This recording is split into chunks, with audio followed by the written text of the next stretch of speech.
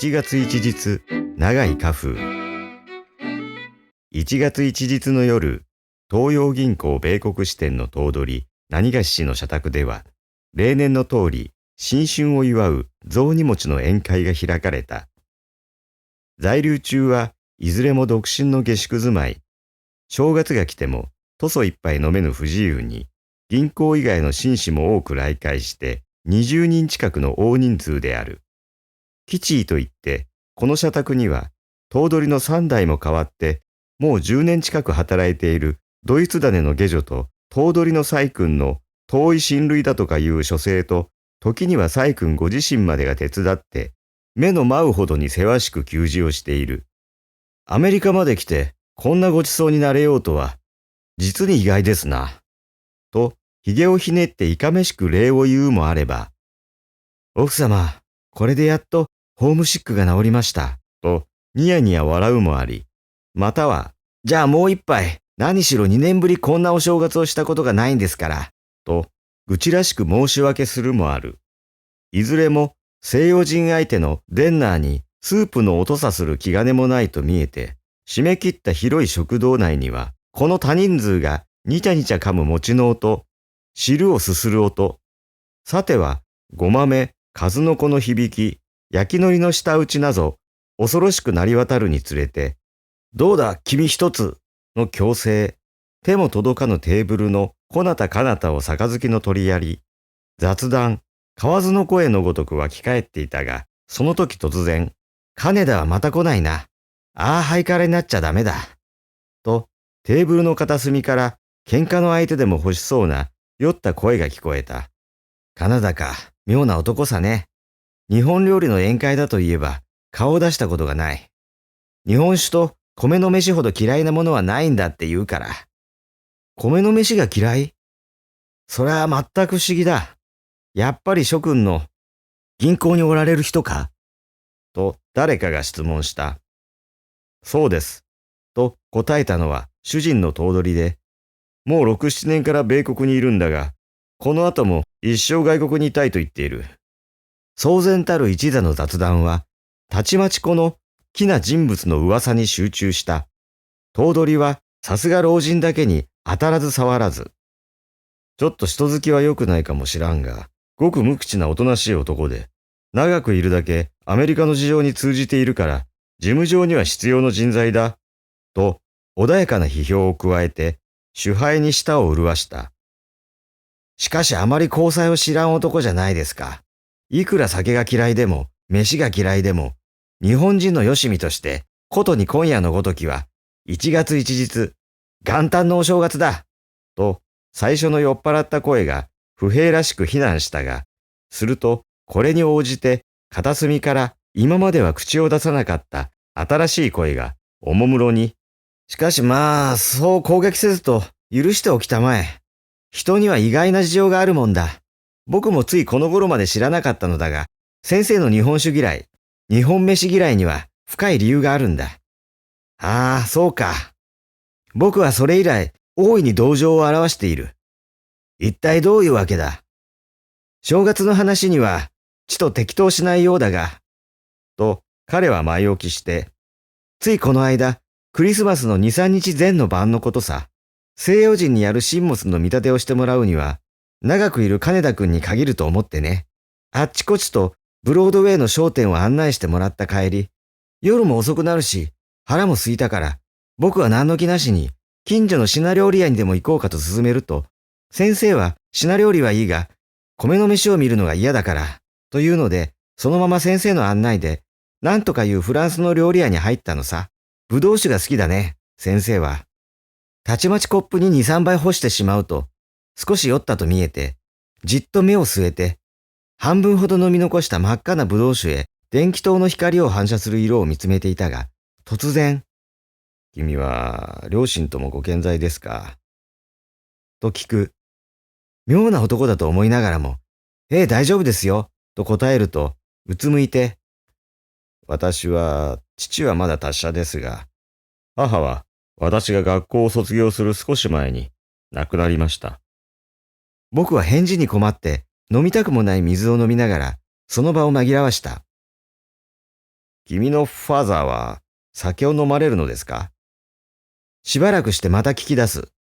いや、時々ビールくらいはやるようです。大したことはありません。それじゃあ、君の家庭は平和でしょうね。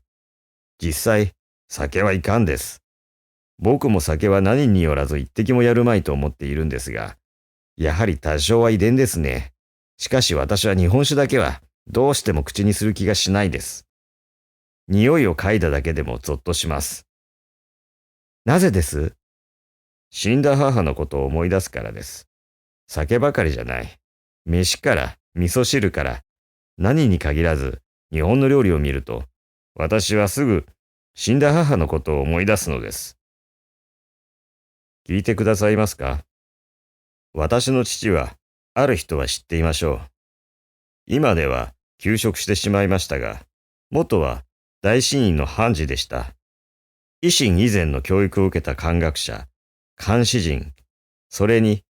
京都風の風流を学んだ茶人です。書画骨董をはじめ、刀剣、盆栽、盆石の鑑賞家で、家中はまるで植木屋と小道具屋を一緒にしたようでした。毎日のように、いずれも眼鏡をかけたハゲ頭の小道具屋と、もう今日ではちょっと見られぬかと思うくらいな、妙な宝冠旗の続官や、裁判所の書記どもが詰めかけてきて、父の話し相手、酒の相手をして、12時過ぎでなければ帰らない。その給仕や酒の看板をするのは、誰あろう母一人です。無論、下女は中働きにご飯炊きと二人までいたのですが、父は茶人の癖として、非常に食い物のやかましい人だもので、到底奉公人任せにはしてはおけない。母は、三度三度自ら父の膳を作り、酒の缶をつけ、時には飯までも炊かれたことがありました。それほどにしても、まだその趣向に達しなかったものと見えて、父は三度三度必ず食い物の小言を言わずに箸を取ったことがない。朝の味噌汁をすするときからして、三州味噌の匂いがどうだ、塩加減がどうだ、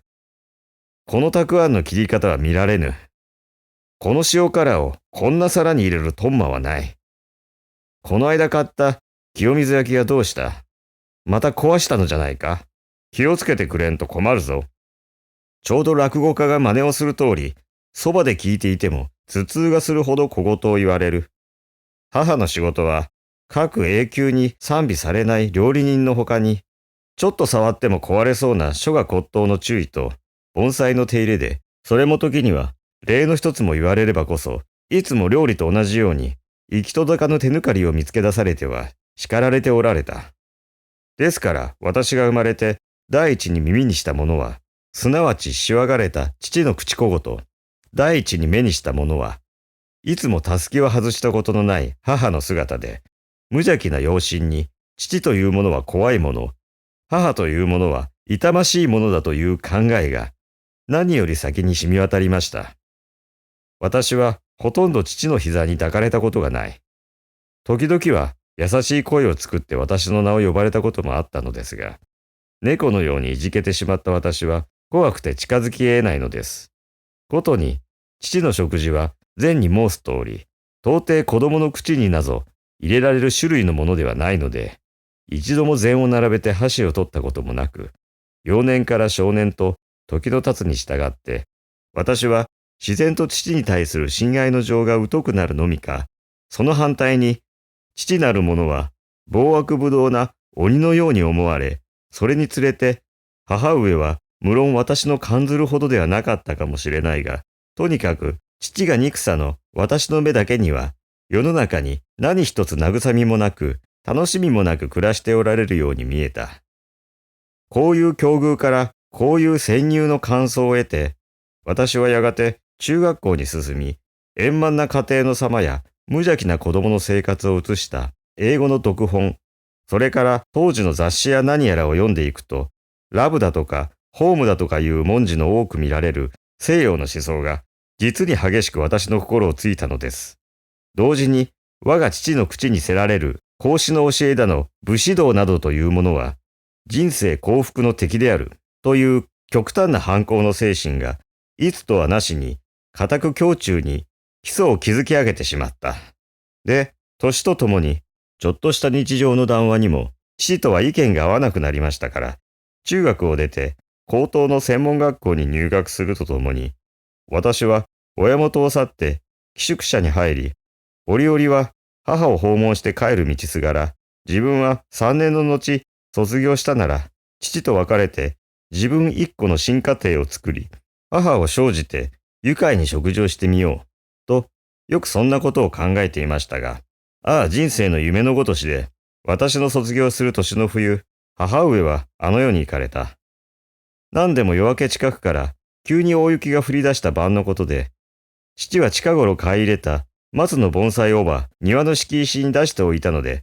この雪の一夜をそのままにしておいたなら、雪の重さで枝ぶりが悪くなるからと、下女か誰かを呼び起こして、家の中へ取り入れさせようと言われた。ところが母上は折あしく、下女が昼、風の気味で弱っていたことを知っておられたので、かわいそうですからと、自ら寝巻きのままで、雨戸を食って庭に出て、雪の中を重い松の盆栽を運ばれた。その夜から風邪をひかれ、たちまち急性肺炎に変症したのだそうです。私は実に大打撃を被りました。その後というものは、友人と一緒に牛肉屋だの料理屋などへ行っても、酒の燗がいけないとか、飯の炊き方がまずいとかいう小言を聞くと、私はすぐ悲惨な母の一生を思い出して胸がいっぱいになり、縁日や何かで人が植木を買っているのを見れば、私は非常な惨事を目撃したように身を震わさずにはいられなかったのです。ところが幸いにも一度日本を去り、この国へ来てみると、万事の生活が全く一変してしまって何一つ悲惨を連想するものがないので、私は言われの精神の安息を得ました。私はほとんどホームシックのいかなるかを知りません。ある日本人は盛んにアメリカの家庭や婦人の欠点を見出しては非難しますが、私にはたとえ表面の形式、偽善であっても何でもよい。両人が食卓で妻のために肉を切って皿に取ってやれば、妻はその返しとして両人のために茶を継ぎ菓子を切る。そのありさまを見るだけでも私は非常な愉快を感じ、強いてその裏面を伺ってせっかくの美しい感想を破るに忍びない。私は春の延べへピクニックへ出て大きなサンドウィッチやリンゴを皮ごと横かじりしている娘を見ても、あるいはオペラや芝居の帰り、夜更けの料理屋でシャンパンを飲み、両人や男連れには目もくれず喋っている人の妻を見ても、よしやもう少し極端な例に接しても、私はむしろ喜びます。少なくとも彼らは楽しんでいる、遊んでいる、幸福である。されば妻なる者、母なる者の幸福な様を見たことのない私の目には、それさえ非常な癒しじゃありませんか。お分かりになられましたろう。私の日本料理、日本酒嫌いの言われは、そういう次第です。私の過去とは何の関係もない国から来る西洋酒と、母を泣かしめたものとは、全くその形と実質の違っている西洋料理。これでこそ私は初めて食事の愉快を味わうことができるのです。こう言ってね、金田君は身の上話を聞いてくれたお礼だからと、僕が止めるのも聞かずに、とうとうシャンパン酒を2本ばかり抜いた。さすが西洋通だけあって、ブドウ酒だの、シャンパン酒などの名前は詳しいもんだ。弁者は語りしまって、再び雑煮の箸を取り上げた。女心の何につけても感じやすいと見えて、頭取の婦人の吐くため息のみが際立って消えた。